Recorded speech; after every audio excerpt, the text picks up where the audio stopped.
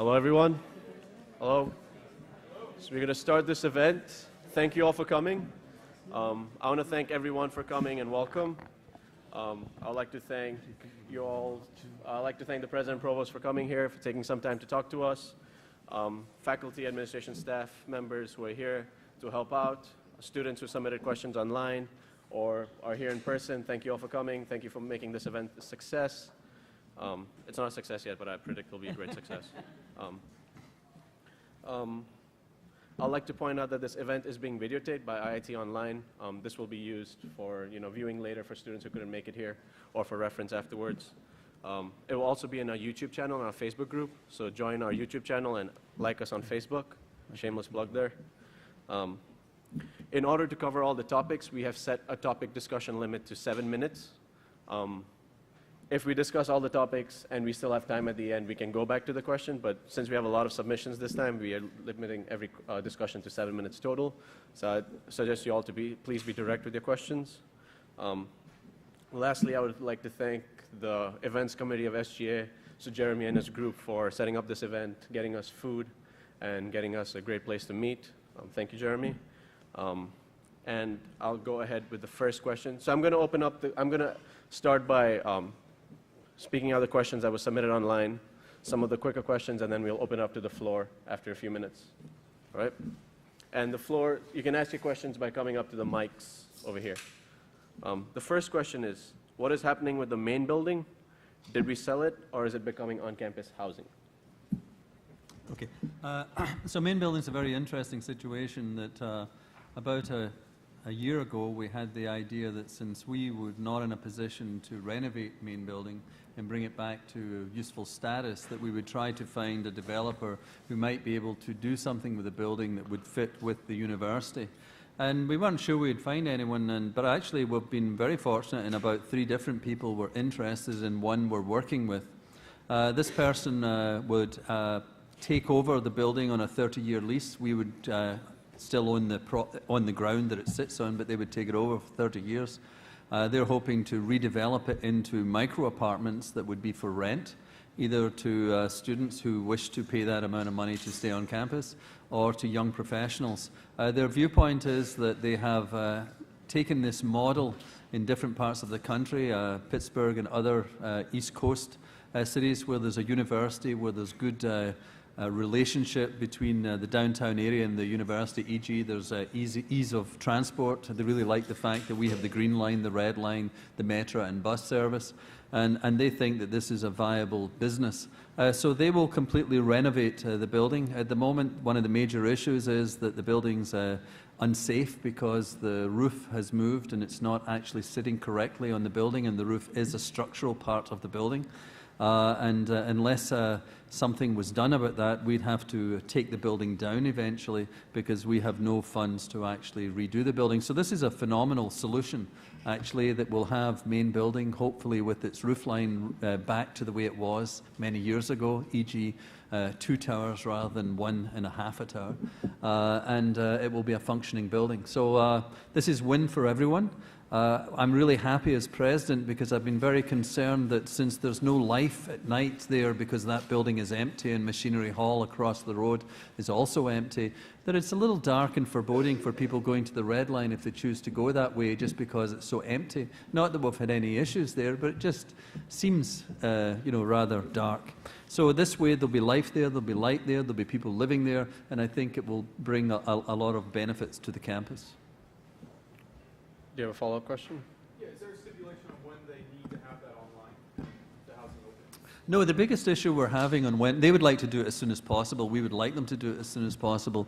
We have to go through the Chicago system because it's a change of use of the building. So we actually have to go through a whole process with the City of Chicago to change its use, and we're doing that right now. They have their lawyers. We're helping from our community people, and we're working with the City of Chicago to have the zoning changed to allow it to be the type of building that it's going to be. All right. Okay. And the next question is, can you please talk about current and future renovations that will occur on campus that are in the works right now? Okay. So we're looking into the potential to find a developer who will work with us on Bailey and Cunningham halls. Again, this is 2 halls of residence that have been offline for now 5 years, I believe. And what we've done is try to identify groups that would be willing to work with us to renovate both of these buildings. Both of these buildings need a complete renovation. They need everything inside to be gutted almost down to the concrete and then rebuilt. But the idea here is to give us some very new and modern apartments for student housing, both for graduate students and undergraduate students. We're also hoping that with time we'll be able to raise enough money to build the Kaplan Institute. The Kaplan Institute, as you know, has been designed by John Ronan, one of our architects here in our architecture school. And we have the designs for it. At the stage we are just now, we have raised approximately $33 million, but we need 45, so we're looking to raise the other $12 million. That's the major changes that would be, major upgrades to the campus. Of course, we're looking at many other spaces in the university. We're still renovating space in the tower for our academic use. About 5 years ago, I think we only were using 2 floors of the tower for the university, and now more than 50% of the tower is used by the university. And as we move forward, we will add more and more units in the tower also. We have a couple of other buildings that if we manage to develop funds, we would also upgrade as we go along, and we're continuing to put sprinklers throughout the campus where it's necessary. And this summer we should be sprinkling some of the sorority houses and the fraternity houses. This is a code issue and has to be done. Thank you.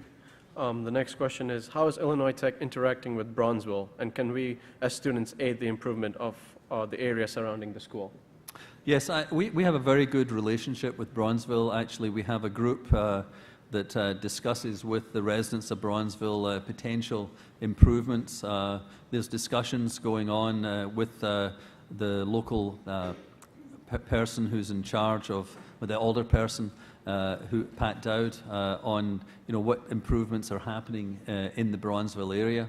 I think that the more we get involved with Bronzeville, the more projects we have. I think you can work with Leroy Kennedy's group. We're very interested in having more projects go on with our students, helping change Bronzeville. But I see great partnership between the residents of Bronzeville, the leadership of Bronzeville, and Chinatown, and the other areas around, to really work with us to make sure that as this area develops, and it is developing very quickly, it develops in a way that works for the residents here and the university. I think all of you can see the large, what is it? It's a pedestrian bridge that's now going in 35th Street. And if you go up there, you can see that should be open very soon, and that's a major investment.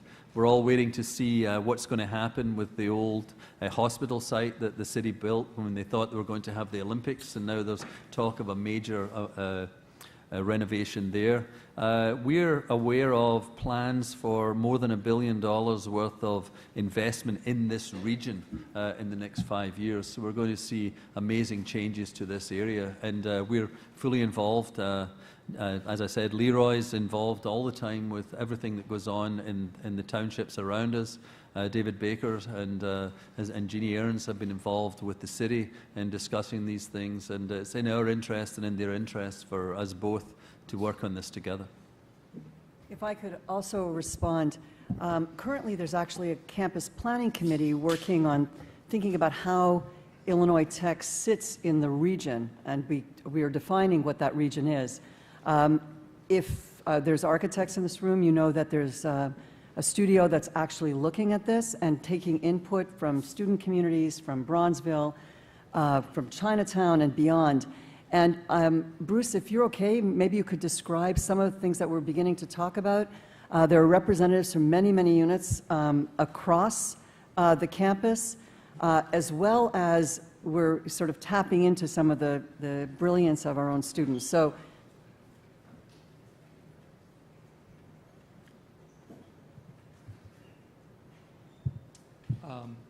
I'm Bruce Watts, the Vice President for Facilities and Public Safety. Is this on?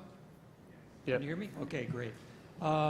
We have established a core leadership team to begin the master planning process, and it involves not only our campuses, but the community around us. We want to be able to engage the community to help them understand if they're going to, for example, develop new lots or reopen new storefronts, that they have the feedback from the campus community, which could be the customers for those businesses, to understand what might be the best fit and the most successful businesses in the area around us.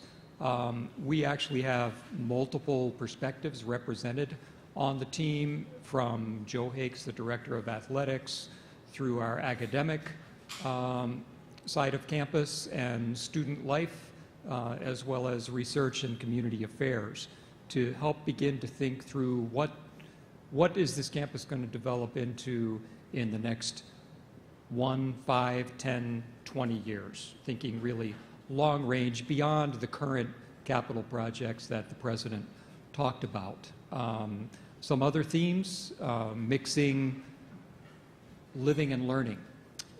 Student life, we started this as a student life master plan, and then we realized student life isn't just east of State Street. It's not just the residence halls and Keating Hall and the Commons. Student life needs to be a theme across campus, and learning needs to be something that takes place across campus. So you may see, as we develop new residence halls, different collaboration or learning spaces in those residence halls. There may be a different approach to food service on campus, and whether that's as centralized as it is today or some other solutions. So really everything involving the academic and the student life aspects of campus we're looking at, and embracing the community around us, north, south, east, and west, both the traditional 1-mile radius that we look at, plus the 100-mile radius, and even the national radius. Where do we rest within the Chicago ecosystem? We talk a lot about the tech ecosystem that we're a part of, but it's an ecosystem in many other respects, and we're trying to honor that and address that as we move forward and influence the development of the community around us. Right. Follow-up question? Yeah, what's the student representation on this committee, both as a proportion of the whole committee and specifically who? We're just getting started in the planning process, discussing it at the core leadership level, and then we're going to reach out and engage the students, most likely through a variety of conduits, through the SGA, perhaps even through the different colleges. As the provost mentioned, there is a studio that's actually working, linked with our efforts right now in the College of Architecture, that's envisioning the campus of the future. So this initiative is very new. We just started it, and we'll be expanding that to involve not only students but other stakeholders on campus in terms of faculty and staff as well. Okay. While I have you up, there's actually another question that you might be able to answer. What is the status update of the safety app that we've been working on? Are you're talking about no, the... it was the Rave Guardian. The Rave Guardian. Yep. We've actually been briefed last month in February on an app called Rave Guardian, which is really it's a high-tech tool that you can use on your smartphone to communicate with your friends and those in your network, and also possibly with public safety if it's configured that way. We need to look at another vendor as well, and then compare those from the pros and cons and the cost aspects of it before we make a decision as to whether to roll that out. And that should be finished this spring, and we would make a decision then to commission that possibly next fiscal year if we do decide to go forward. Right. Perfect. Thank you. And we'll open the floor up to questions now. If you have a question, please make your way to the mics, and you can ask them there, one by one, please.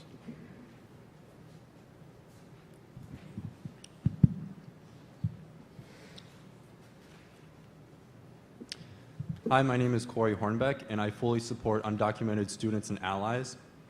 I just wanted to restate the demand for a freeze in tuition for the 2017-2018 academic year in correspondence with the 2016-2017 rate for incoming students and current students. I just wanted to share a quote from my friend Julio Reyes. I'm a presidential scholar, and I still cannot pay my tuition gap of $6,373.40.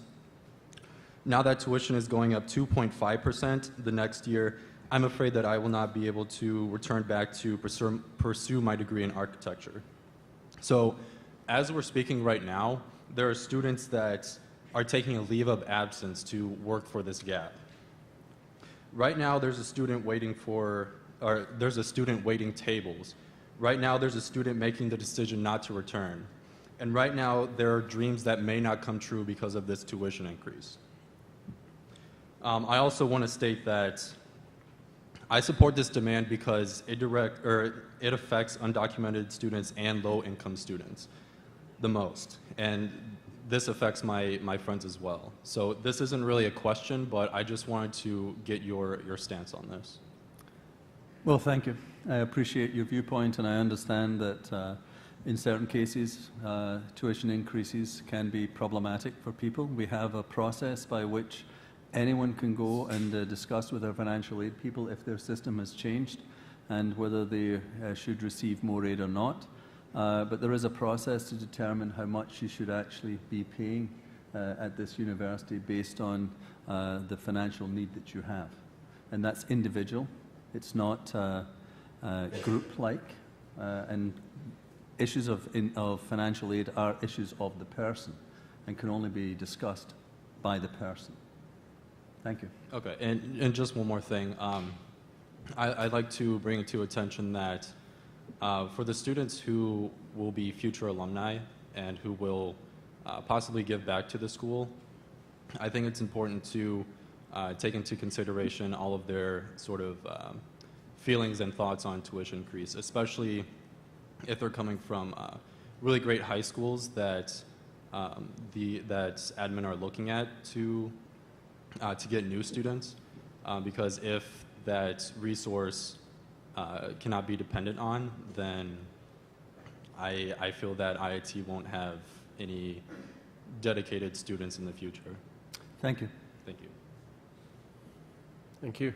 Next, please. Hello, can you hear me? My name is Adam Denchfield. I've been doing some stuff on campus. The issue I want to ask about today is after talking to various faculty, department chairs, and the dean of the College of Science and the associate deans, I've discovered there's a lot of discrepancies between what they know about federal work study and how it impacts undergraduate research. In the past, some faculty have told me that federal work study has applied to undergraduate research assistantships. Others have told me that that was never the case.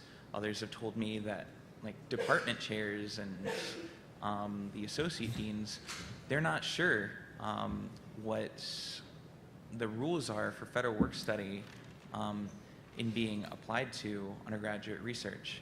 And that's, if it can be implemented correctly, federal work study being applied to undergraduate research could help more students who have to choose between doing research and having a job on campus to pay for tuition increases, for example. Now they could do research in their field. So I just wanted to ask, what is the current status of the federal work study rules, especially considering, say, Case Western University encourages federal work study funds to be used for research? Perhaps Professor Gauze, who actually runs this program. So, thank you. I'm Mike Gauze, Vice President for Enrollment, and over there, Abby McGrath. I'm not going to ask her to help me out here, but I just want you to know who she is. So she's head of financial aid. So work study, basically how this works is there's a block of money that is actually sent to IIT for this program by the federal government. It's sent directly to the institution. Okay, so then depending on students' financial need, students, after submitting the FAFSA will get a financial aid award, and they will see some students are eligible for federal work study and some are not. This year, I feel strongly about this program. The ideal would be students who participate in this program. The idea is to participate in both an educational experience, but also something that helps, grow the university, whether it be research or working for the Academic Resource Center or working for OTS, learning valuable skills that can be used in the workplace. So what we've actually done is Jerry Doyle here? Yes. Okay, so actually the issue here is how the money is allocated. Okay, and so actually for the first time we wanted this allocation to be done on the academic side of the house through the Career Management Center so that it actually helps our students in this way in the best light. So Jerry, would you be willing to kind of talk about just your ideas on this as far as what you're doing for the allocation?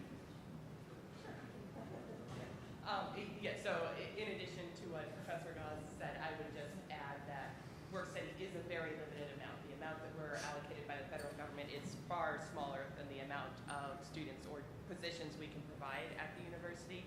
However, the Financial Aid Office is now working in very close partnership with the Student Employment Office under Jerry Doyle to make sure that we're targeting the very best opportunities both for students and the academic side of the house.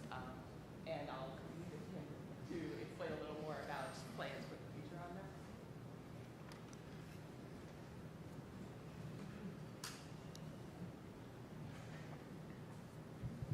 So, Adam, I think you raise a good point. I think it's good to have some perspective on kind of the available funds. So maybe 8 to 10 years ago, when sort of the Obama administration came in, it substantially increased federal work study dollars across the United States. And maybe 8 years ago, we had $1.2 million sort of assigned that was given to us, as Mike said, it comes in a block grant to the university. This current year, for next fiscal year, we anticipate that amount will be close to about $600,000. So one of the transitions that Mike and I have been talking about is, on the one hand, we need to raise additional resources in order to kind of drive an increased number of jobs here at the campus. With the limited number of funds that we have available, I've been talking to the deans to see how we might reallocate some of those funds and partner with the deans and the chairs to receive matching grants from the departments to increase that pool of funds, particularly in that area. And we're particularly focused on the kinds of semester experiences and micro experiences that will actually provide a jump start for students' careers moving forward. We're also working actively with departments, as Mike said, to look at the kinds of work that students are doing, the kinds of skills that they're developing, so that we ensure that the work that students are doing is productive and is providing sort of the kind of thoughtful kinds of training that will lead them to get great internships and co-ops and great full-time jobs. So be happy to kind of continue the conversation, but it's how we will spend a good bit of the spring semester thinking about how we allocate the funds for the fall. But let me understand your question in a different way for a minute, Adam, which is that it's very possible that we in this room might now understand it, or we will understand it, but how do we communicate to the very people who are meeting you every day? And I think we'll take that on. So thank you for the question. Thank you. And just as a reminder, I came across the 2014 student survey results, or Student Speak survey results, which is about undergraduate research here at IIT. And I'm working to address some of the concerns brought up in the survey, such as communicating research opportunities, finding out whether faculty are even doing active research and can join their labs or just groups. And one of the most requested features was to have a website listing the faculty research and whether or not they do hire undergrads, whether or not they have funding for possible paid positions, et cetera. So if anyone wants to work with me on that, or if any of the administration wants to talk to me about it. Okay. Thank you very much.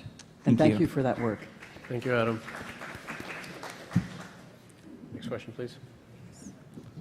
Hi, my name is Getty Casol, and I'm an ally of Undocumented Students and Allies.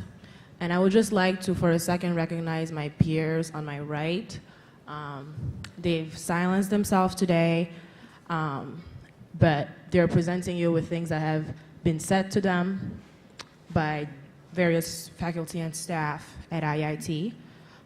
So take a moment to read those when you have time. And there's also pictures of other allies that are not able to be here today. Could you guys please raise the picture a little higher? And these are just a few of the pictures of people that support undocumented students at IIT. I would like to, I'm sure you're familiar with the 6 demands that were presented to you last week, and I would like to read the 6th one.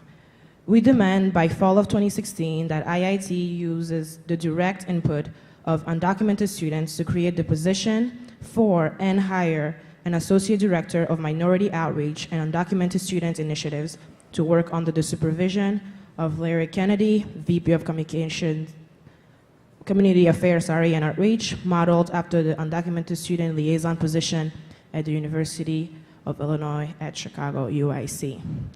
And the reason why I think, there's a million reasons why I think IIT needs this position, but a quick word from one of our current students is, I would have never applied and made the decision to come to IIT without Tanya, who had the necessary resources that I needed to attend college and made it possible for me to be here and be an involved student leader.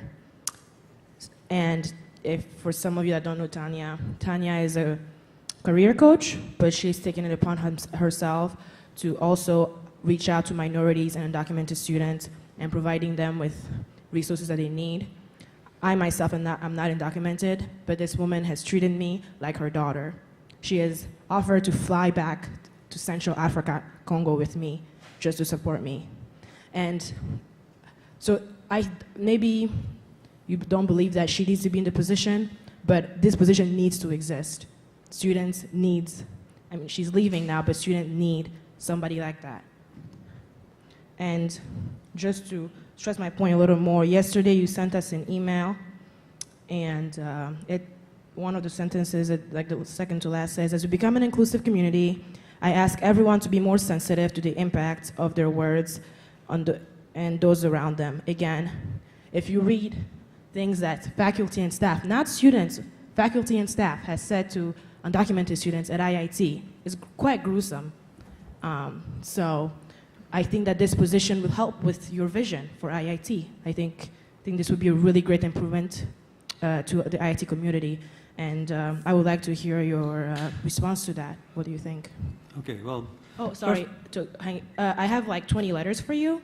By other students, so I'm just right now. And it just tells you again, like, why we need that. Thank you. Again, thank you very much. Very thoughtful. One, I find myself in an interesting situation because I believe the only reason that Tanya is working with us in the position she's in is because I created the position that would allow her to be hired into the university with the viewpoint that we would have people who would work, not just Tanya, but other people, on the issues of students, especially in the city of Chicago. So in fact that we do actually have positions in the university where people look at various different issues that our students have. We have veterans issues. We have many different issues. And I don't think we've ever been in the situation of not having people who could not work on these issues. In fact, I'd point out that this university has done more for undocumented students in giving them access to a university and wishing them to be part of the community and not be a defined group the same as anyone else. Now, I'll say this here, I'm not aware that anyone is being asked to leave or give up doing things in this university that they have been doing. I could be wrong, but I'm not aware of that. There seems to be a viewpoint that we're trying to have people leave. That's not true, and I'm unaware of that as president, and it's not something that we would be focused on. I think that the issue that's being brought up is one which is a very difficult issue to solve. And the fact is, I agree with all of the students, they shouldn't be put in a situation where the words that are being used are harmful to them. But sometimes the people saying the words don't recognize the impact of the words. And I've been working with the Diversity and Inclusion Committee for a number of years now on just trying to sensitize the community to the need for them to understand what it is they're doing. Because often people do not understand the impact of their words because they've never been sensitized in the correct way. I look at myself, I'm 61 years old. When I was in my 20s, did I say terrible things to people? Yes, I did. As I grew and got to know other people, moved to this country, got to know other cultures, did my views change and did my behavior change? Yes, it did. Life is a pathway, and I think we all have to realize that one of the pathways that we have to take on is to explain to people when they have done something that really is insensitive so that they can understand that they were insensitive. To assume that it was on purpose all the time, I have found, is not always correct. And when I have corrected people for doing things that were not correct, in my view, most people have said to me, I just never looked at it in that way. So I understand it's very hurtful. I also came to this country as an immigrant. I had many things said to me that were very strange by people who were just unknowledgeable. I mean, I was asked, do you have electricity in Scotland? You know, think of that. Actually, the television was invented in Scotland. The steam engine was invented in Scotland. Without that, there would be no electricity. And if someone say to me, as if my country where I came from was worse than the third world. But that was just the person didn't know. And I was really annoyed. But on the other hand, you have to realize that not everyone has the same background that we have and the same knowledge. So should people be saying hurtful things to others, especially when it's very hurtful to the person it's being said to? Absolutely not. And what we must do as a community is work towards our community understanding how they should actually think about other people and think about what they're saying. Because to be honest, I know that you would like me to outlaw words.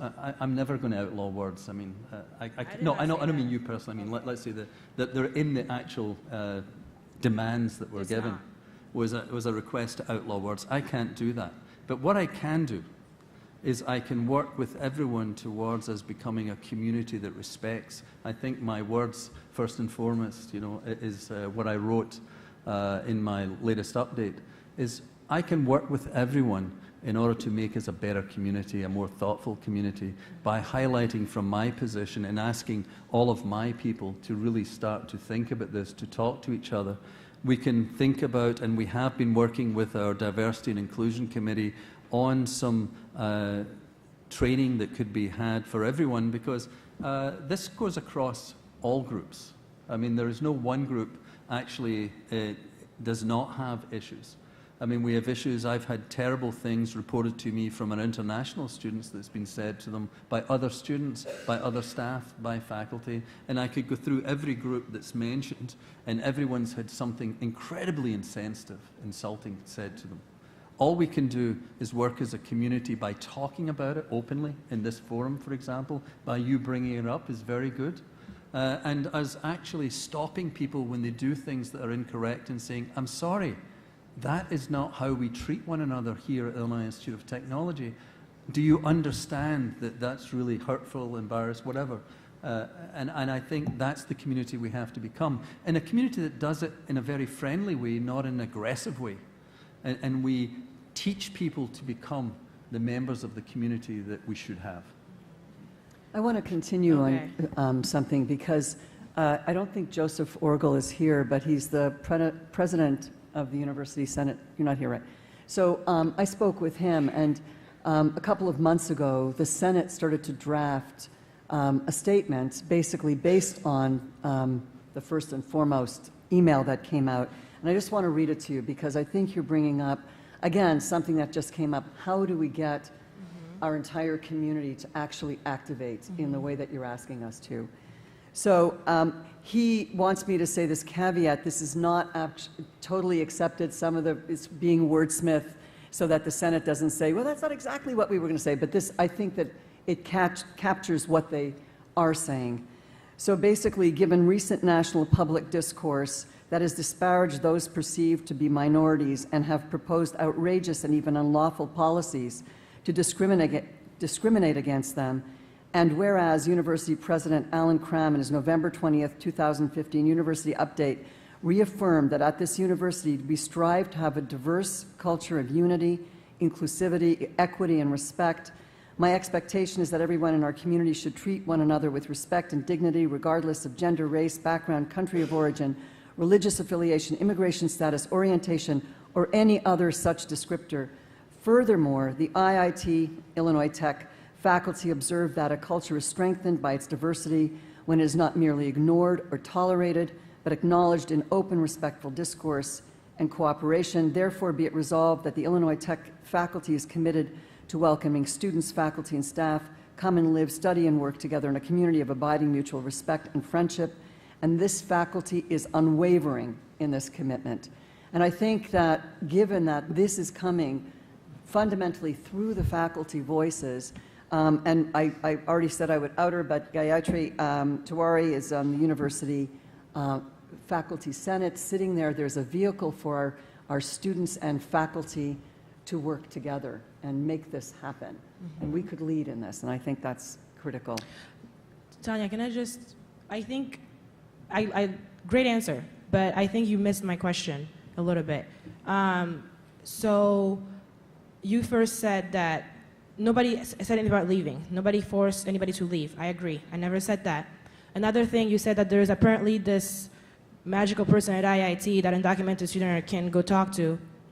I mean, I want to hear the name of that faculty that is, because you said that this position exists, is my understanding. So who is that person? Because these students don't know that person. Do you guys know who that person is? No, okay. So we don't know who that person is.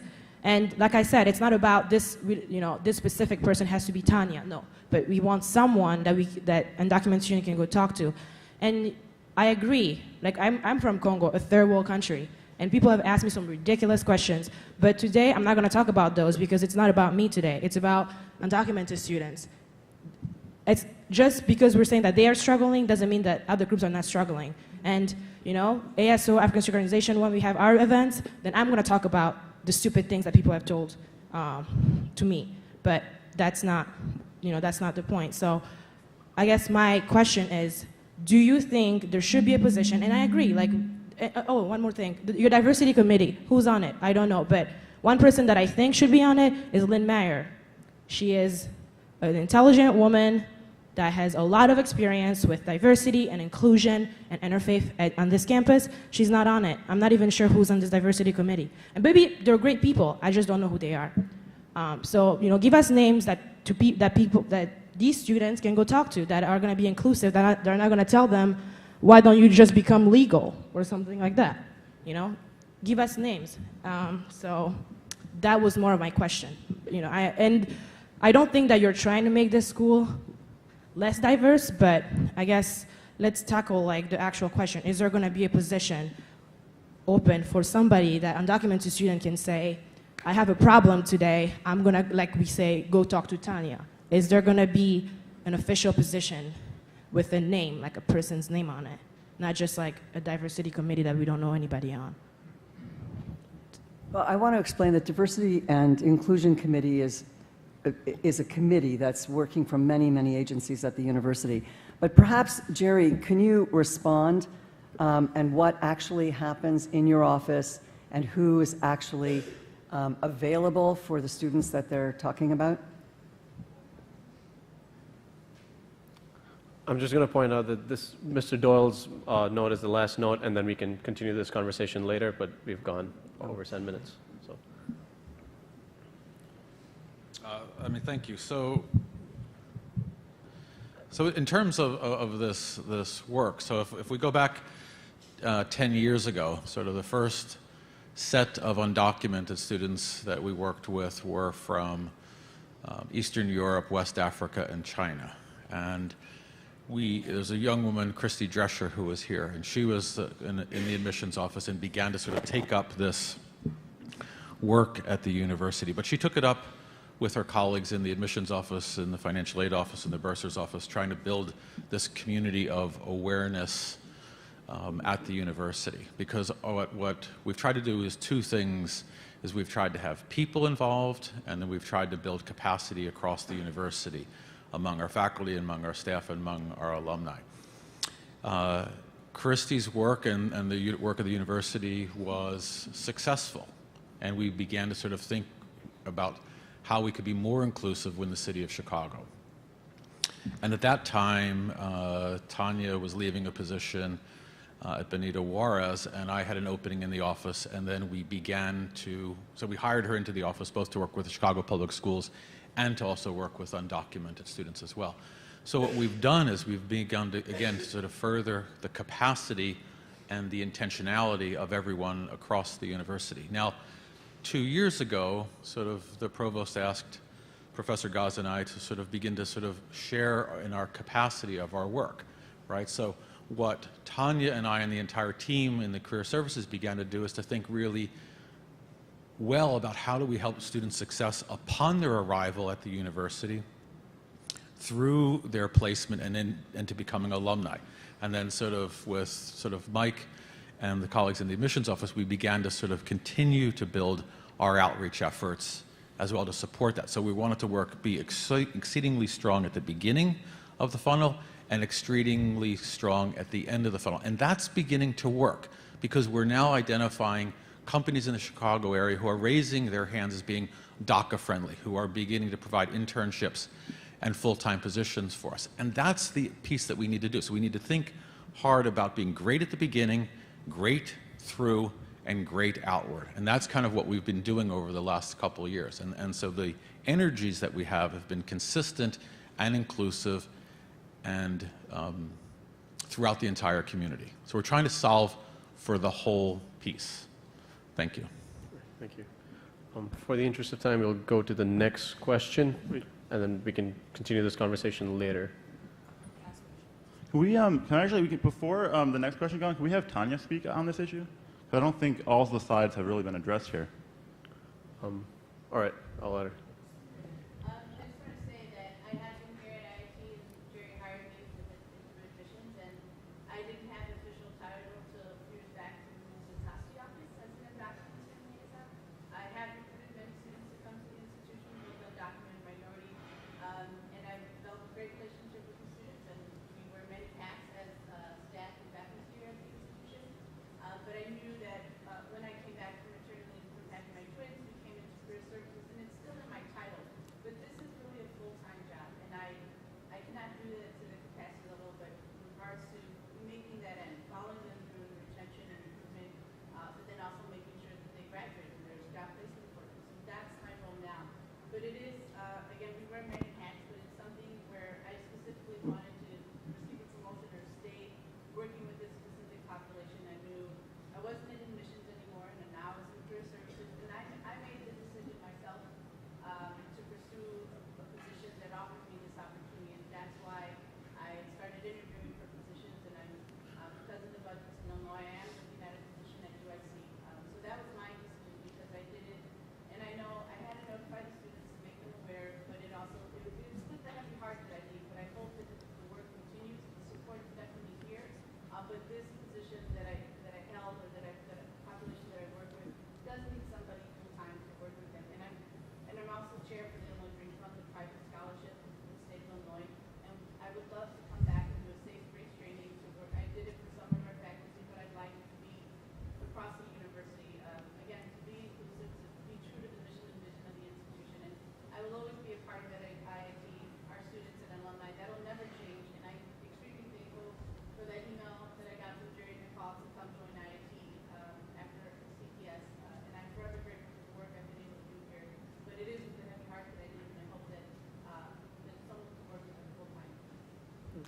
Thank you.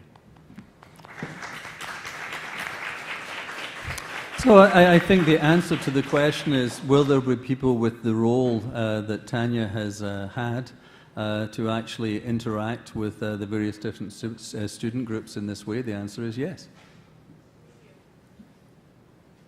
Next question, please. Yes, on behalf of so I'm an ally of the undocumented students here on campus, and I would just like to raise some more concerns. I mean, you just spoke on length about how you want there to be more education for our staff, and that would lead us into our third demand. So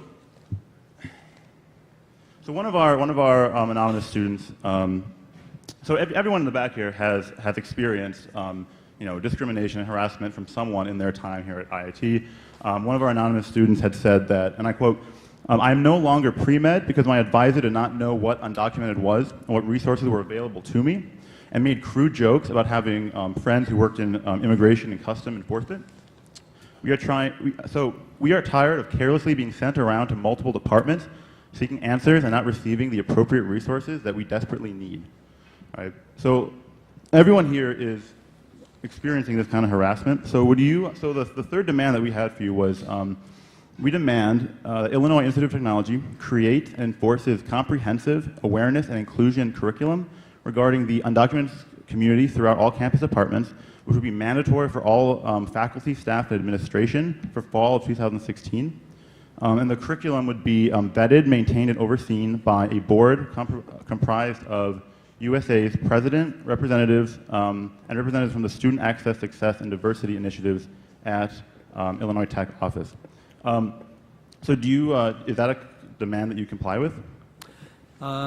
So I think that what you're asking for is a reasonable step that we actually think about how to do sensitivity training and training for our staff and faculty, etc., is a reasonable thing to look towards doing.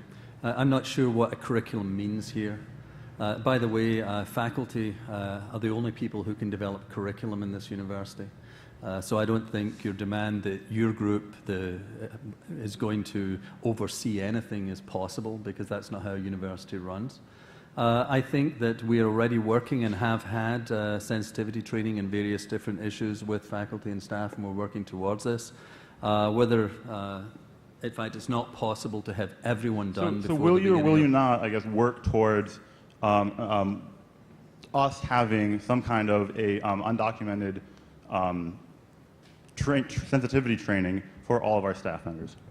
I'm willing to work towards having sensitivity training on all matters related to students, not just undocumented students. Because the issue is not just for undocumented students. I understand that you're talking about your issues, but I'm sure... But we don't have that right now. So is that something that you're going to work on? We have been working on developing sensitivity training for our faculty and staff for a number of years. It's part of what the Inclusivity and Diversity Committee works on. So we already have actually a training developed. Apparently, we have a curriculum for you guys. So all you would have to do is just put it in place. And it was actually written by a faculty member. So we can get this in place like tomorrow.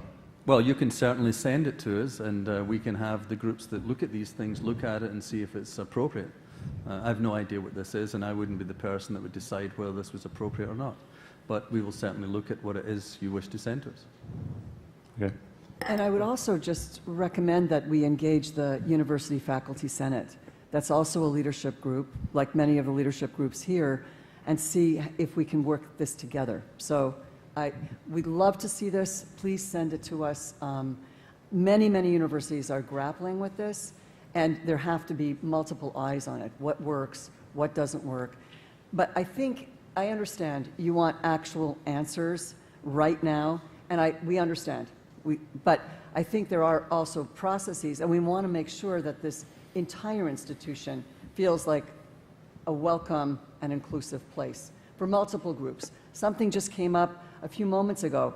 Yes, this is the issue right now, and we want to take care of it. We get it. We will have another set of issues in a few weeks, and we really have to look at them together, because ultimately, this is an extraordinary community. I have to tell you, having come from Oregon, where I would never see this array in a room. I'm just blown away by how you are all actually are actively together. It is really amazing, and I think it's not to be taken for granted, and yes, there's work to do. Thank you. And then also, I would like to read out our fifth demand. So we demand that President Alan Cram joins side by side with DePaul University President Reverend Dennis Holschneider, CM, in publicly supporting the Student Access Bill, SB 2196, that IIT uses for undocumented students in public institutions statewide to be eligible for institutional aid. Well, first of all, I have actually read the bill. And just so that everyone knows, this bill is actually postponed at this time and nothing is being done. If you look it up in the website, you'll find that it's postponed. That means that it's just sitting around for a long time. There is nothing going on just now. You just have to look up the website. Also, I've read the bill. And nowhere does it mention undocumented students, actually, in the bill. It is, unless I see people shaking their heads, but I looked it up under the numbers you gave me. I looked it up on the Illinois website, and I read about it, and I saw the number of senators that have actually supported it, and I saw its current situation is postponed. So are you not going to stand beside us? I also read it. This is a bill that's entirely focused on the state universities and changing what it is one should define as being a resident of the state. So if you read it very carefully, it goes through all of the things that define a resident in the state, and then there's an addition that says if you meet all these criterion, then you can also have aid through the state. Now, for many undocumented students, this could work for them, not for all. You have to have graduated from a high school, you have to have spent more than 3 years in the state, and you must be willing, if you're not a citizen or a permanent resident, to write to them and attest that you're willing to become a citizen in a very short time. So that's a no? No, I'm just telling you what the actual bill is. So you're asking me to support a bill that actually has nothing to do with our university, actually. It's about other universities and other students. You're also asking me to support a bill that doesn't allow MAP funding to be given to undocumented students. You're also asking me to support a bill that I'm not sure that is actually a great bill for undocumented students. I think a good bill for undocumented students would be to stop with the first 3 points. If you went to high school here, you were in our school system, you have more than 3 months here, etc. But to go on and actually go into, and then you must attest that you're going to become a citizen in a very short time, I think means that then you have to register your situation. I'm not sure I think that's the greatest thing to be supporting, personally. So at this moment in time, there's nothing for me to actually support. Having read it, I'm not sure it's the bill I should support. All right, I'm going to go here for the next question because he's been standing here as well. Can you please? Okay. Firstly, thank you everyone for your time in preparing this event. So, we heard a lot about diversity at IIT and how to deal with any issues, and personally I think it's great. We have a very diverse campus, and so that's awesome to hear. But there is one issue which I think concerns everyone, especially our undocumented students here.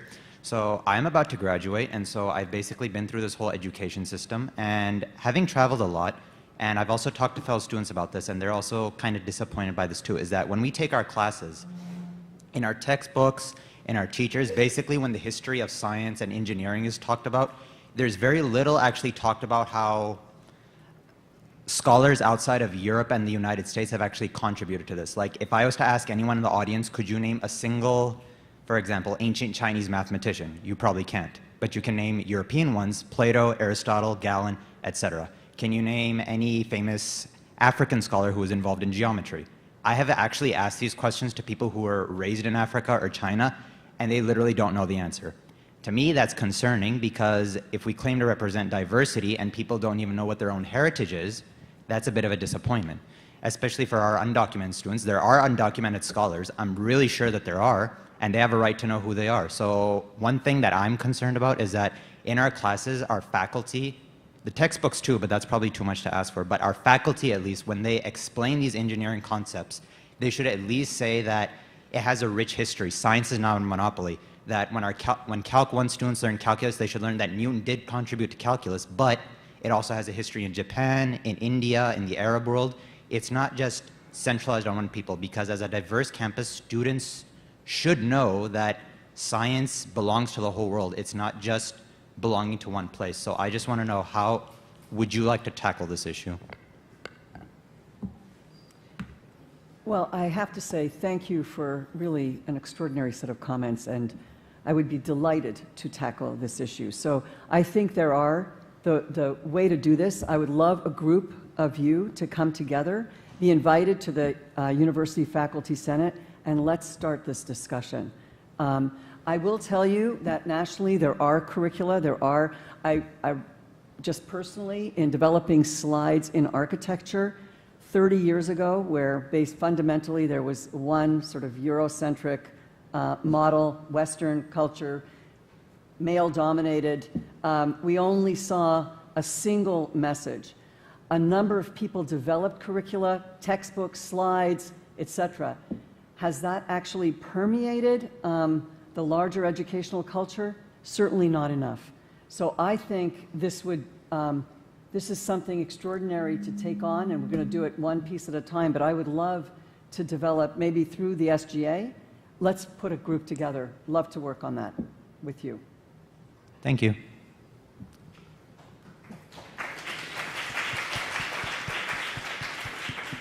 Unfortunately, the time is running out, so we'll take one last question from the floor.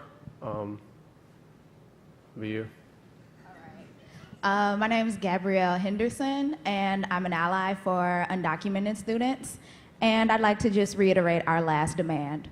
We demand that dehumanizing racially charged slurs, like illegal and alien, be listed under examples of harassment in the student handbook, and appropriate disciplinary actions be taken to hold anyone in our community, including students, faculty, and staff, using this form of hate speech accountable.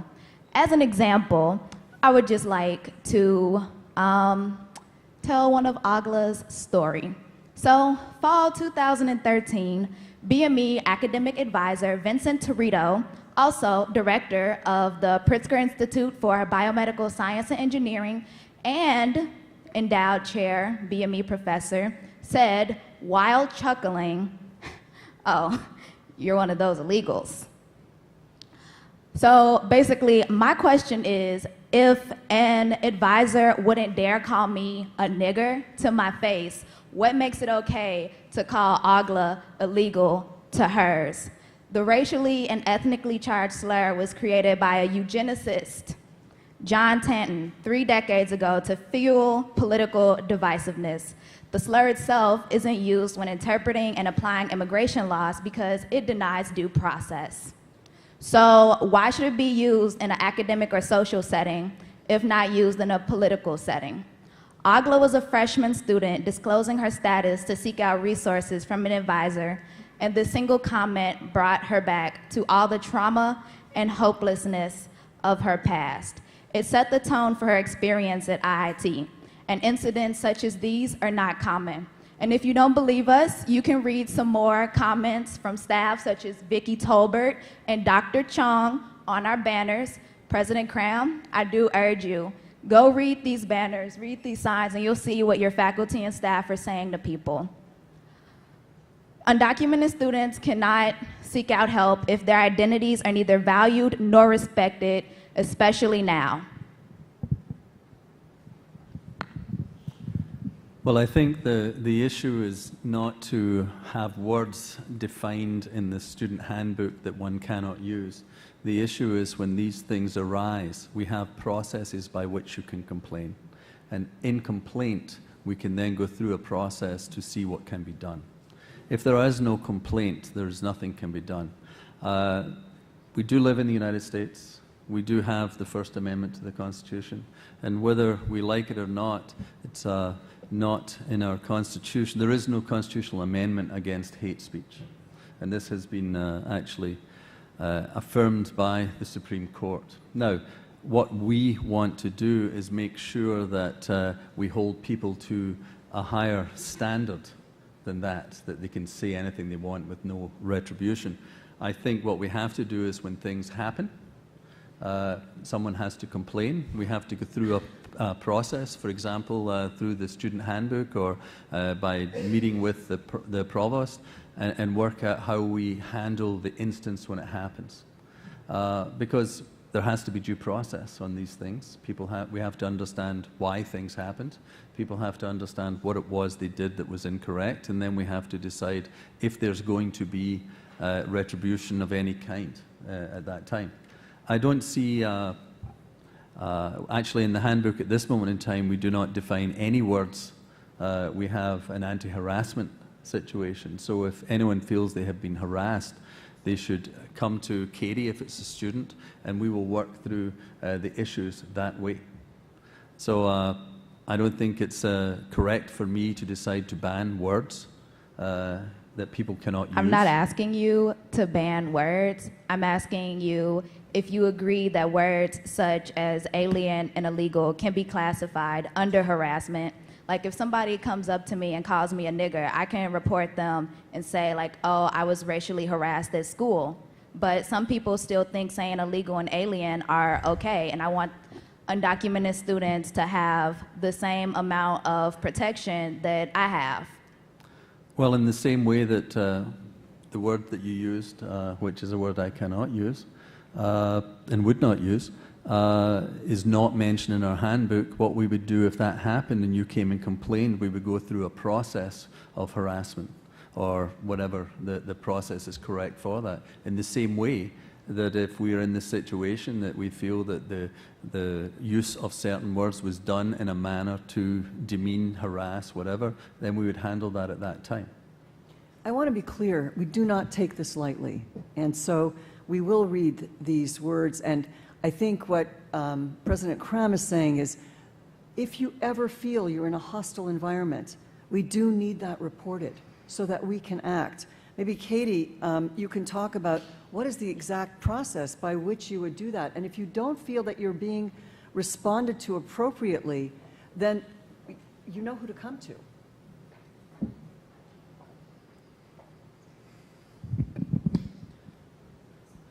Yes, so what the provost is saying is absolutely true, and I know that I've spoken with many members of the Undocumented Student Association and would support any student if they came forward and felt that even if somebody said something that we might interpret to be complimentary in some worlds, but the student felt that it was very uncomplimentary and harassing or discriminatory in any way, we would take it very seriously. So the Student Affairs Department is committed to all students for all reasons. The Code of Conduct falls under the Student Affairs Department, and that's why we're here. So we're here to support you and what your needs are, and we listen to complaints and handle them very seriously. Right. Thank you. Right. Because our event time is up, we will not be taking any other questions, but I encourage you to speak with the President and Provost, anybody over here that you want to. If you have a class, if the President and Provost are okay, they can submit the questions to us and we can submit it to you, and then we can relay that communication, us as an SGA.